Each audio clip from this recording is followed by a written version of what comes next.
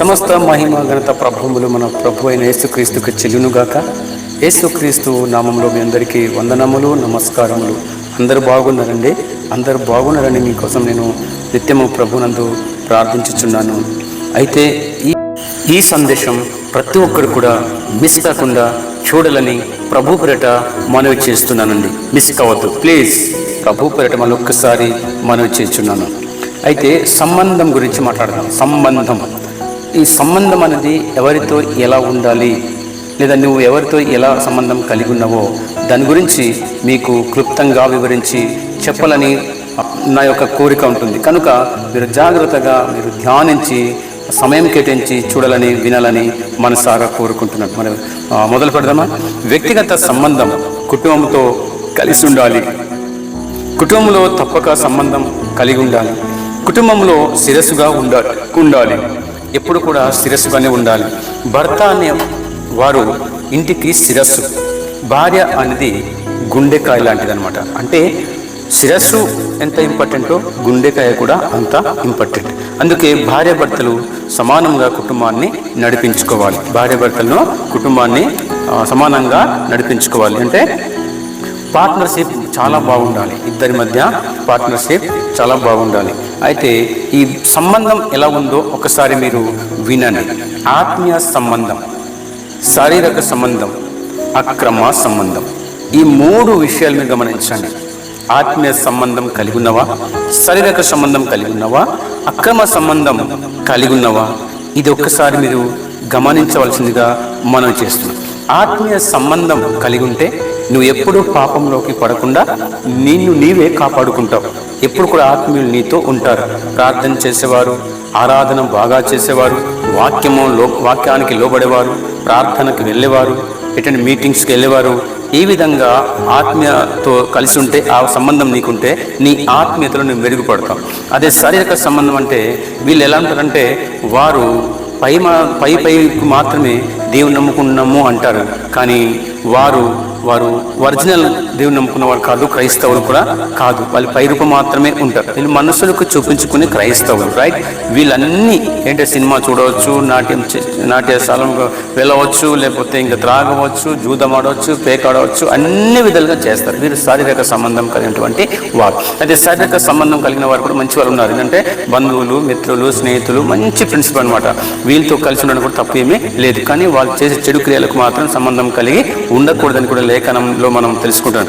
అక్రమ సంబంధం, ఇది చాలా డేంజర్. ఈ అక్రమ సంబంధం వలన చాలా ప్రమాదం వస్తుందన్నమాట. ఇక్కడ ఏం చేస్తారంటే ఆ అక్రమ సంబంధం వలన భర్తలకు భార్యలు చంపేస్తున్నారు, భార్యలకు భర్తలు చంపేస్తున్నారు. ఎలా చంపేస్తున్నారంటే కొంతమంది చంపేసి మిక్సీ ఆడించేస్తున్నారు, గ్రైండ్లో పెట్టి ఆడించేస్తున్నారు, డ్రమ్ములో పెట్టి దాచేస్తున్నారు, సిలిండర్ బండలు కూడా పెట్టి దాచేస్తున్నారు, మత్తు ఇచ్చి చంపేస్తున్నారు, విషమిచ్చి చంపేస్తున్నారు, పాము తెచ్చి కాటించి చంపేస్తున్నారు, బాత్రూంలో కూడా కొంత పెట్టేస్తున్నారు. ఇలా ఎన్నో విధాలుగా ప్రయత్నం చేసి అక్రమ సంబంధం వలన చంపేస్తున్న సంగతి గుర్తుపెట్టుకోండి. అయితే సీక్రెట్ అనేది భార్యాభర్తల మధ్య ఏది ఉండకూడదు. సీక్రెట్ అనేది భార్యాభర్తల మధ్య ఏది దాచుకోకూడదు.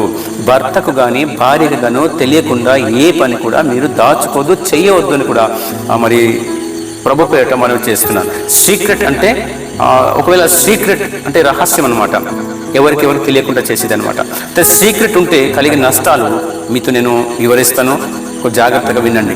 నమ్మకం దెబ్బతింటుంది. సీక్రెట్ అనేది దాచుకుని ఉంటే నమ్మకం దెబ్బతింటుంది. ఒకరికి మరొకరికి నమ్మకము పోయి దాచింది లేకపోతే ఏం దాచేశాడు అనే అనుమానం పెరుగుతుంది ఒకరికొకరు ఈ విధంగా దాచుకుంటే. అందుకే ఓపెన్గా మాట్లాడుకోవాలి. అంతేకాదు అనుమానాలు, అపార్థాలు పెరిగిపోతాయి. సీక్రెట్ దాచుకుంటే అనుమానాలు, అపార్థాలు పెరిగిపోతాయి. ఒకరికొకరు చెప్పేసుకోవడం మంచిది, జరిగిన విషయము ఒప్పేసుకోవడం చాలా మంచిది. అందుకే అనుమానాలు, అపార్థాలు తగ్గిపోతాయి. చిన్న విషయాలే పెద్ద గొడవలకు దారి తీస్తుంది అనమాట. అది మరీ మాటలు తగ్గిపోతాయి. అందుకే దేవుని లేఖనంలో కీర్తనలు 32:1-2 మనము చూస్తాం. అందుకే చిన్నది దాచుకుంటే అదే పెద్ద గొడవలుగా మారిపోతాయి. అందుకు ఒప్పేసుకోవడం చాలా మంచిది. సీక్రెట్ ఏం దాచుకోదు భార్యాభర్తల మధ్య. మానసిక దూరం, ఒకరితో ఒకరు ఓపెన్గా ఉండకపోవడం వలన హృదయ హృదయపరమైన దూరం ఏర్పడుతుంది. హృదయంలో గాయం అయితే, హృదయంలో బాధ కలిగితే మాత్రం ఎప్పటికి కూడా వారు ఏం కూడా మాట్లాడడానికి మనసులో కురింగిపోతున్నారు, చెప్పలేక, మింగలేక, కక్కలేక అన్నట్టు అనమాట. గౌరవం తగ్గిపోతుంది అనమాట. ఒక్కసారి కానీ ఆ విధంగా చేస్తే గౌరవం తగ్గిపోతుంది. రహస్యాలు బయటపడినప్పుడు నన్ను మోసం చేశాడు, నన్ను మోసం చేసిందనే భావన వస్తుంది. ఏదైనా సరే నువ్వు దాచుకున్నది ఏదో ఒక రోజు బయట పడిపోతే మాత్రం చాలా ఇది కృంగిపోతారు. గౌరవం నీకున్న మర్యాద తగ్గిపోద్ది అనే సంగతి గుర్తుపెట్టుకోండి ప్లీజ్. అందుకే కుటుంబ బంధువుల మధ్య గొడవలు ఏర్పడతాయి. వ్యక్తిగత విషయాలు బయటకు వస్తే ఇరు కుటుంబాల మధ్య అపార్థాలు, పోట్లాటలు వస్తాయి.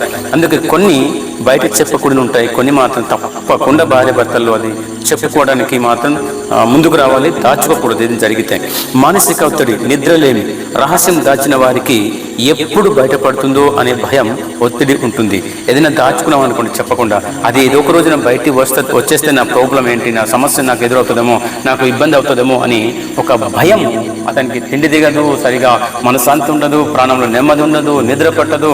ప్రియులారా, అందుకే ఇలా ఎటువంటి మానసిక ఒత్తిడిలోకి వెళ్ళిపోకుండా మరి ఏదైనా సరే రహస్యం దాచుకోకుండా అది నీ భర్తకు కానీ భార్య కానీ చెప్పేసుకోవడం చాలా మంచిది. గత సంబంధాలు, ప్రేమ విషయాలు, ఇది చాలా ప్రమాదం. పాత ప్రేమికుల గురించి అనవసరంగా ప్రస్తావించడం లేదా దాచడం రెండు సమస్యలు కలిగిస్తాయి. ఏదైనా ముందే వరకు అమ్మాయికి ప్రేమించవు, కానీ ప్రేమించిన అమ్మాయి వేరే వాళ్ళకి పెళ్ళి అయిపోయింది, నువ్వు వేరే దానికి చేసుకున్నావు, లేకపోతే నువ్వు వేరే వాడికి చేసుకున్నావు. ఏంటండి ఇలా జరిగినప్పుడు కూడా నువ్వు అదిగో ఆ అమ్మాయికి నువ్వు ప్రేమిస్తుండేవట, నువ్వు అబ్బాయికి ప్రేమిస్తుండేవట. ఇలాగ పాత విషయాలు మీరు పెట్టుకున్నారనుకోండి, తేల్చుకున్నారనుకోండి, ఏంటి ఇది చాలా ప్రమాదంకి వస్తాయి, సమస్యలు ఏర్పడతాయి. అందుకే అదంతా కూడా మనం మరిచిపోయితే చాలా మంచిగా కుటుంబం బ్రతకడానికి అవకాశం దేవుడు ఇస్తున్నాడు. నమ్మకం పెంచుకోండి, నిజాయితీగా ఉండండి, మాట తప్పకండి. దానివల్ల సంబంధం బలపడుతుంది. ఎప్పుడు కూడా మన మాట తప్పకూడదు, మాట మీద నిలబడండి. ఏమైనా భర్తకు తెలియకుండా ఏదైనా జరిగి ఉంటే అది ఖచ్చితంగా చెప్పేసుకోవాలి. దాచుకోకూడదు, దాచుకుంటే మాత్రం చాలా ప్రమాదం. అందుకే ఈ అక్రమ సంబంధం వల్ల చాలా ఇబ్బంది అవుతుంది. దేవుని లేఖనంలో ఇలాగ సెలవిస్తుంది. ఏంటంటే నిర్గమ కాండము 20 అధ్యాయము 17 వచనంలో దేవుని లేఖనంలో ఇలా రాయబడింది, నీ పొరుగువాని ఇల్లు ఆశింపకూడదు, నీ పొరుగువాని భార్యనైనను, అతని దాసునైనను, అతని దాసినైనను, అతని ఎద్దు అయినను, అతని గాడిద అయినను, నీ పొరుగు వాని దగ్గర దీన్నైనను ఆశింపకూడదు. ఇదంతా కూడా దానికి కట్ చేస్తే నీ పొరుగు వాని భార్యను ఆశింపకూడదని వాక్యం సెలవిస్తుంది. పొరుగు వాని భార్యనే కాదు, పొరుగు వాని భర్తను కూడా నువ్వు ఆశించకూడదు. అలా నీకు దేవుడు జతపరిచిన ఆ భర్తతోనే నువ్వు ప్రేమగా, నమ్మకంగా, యథార్థంగా బతకాలి.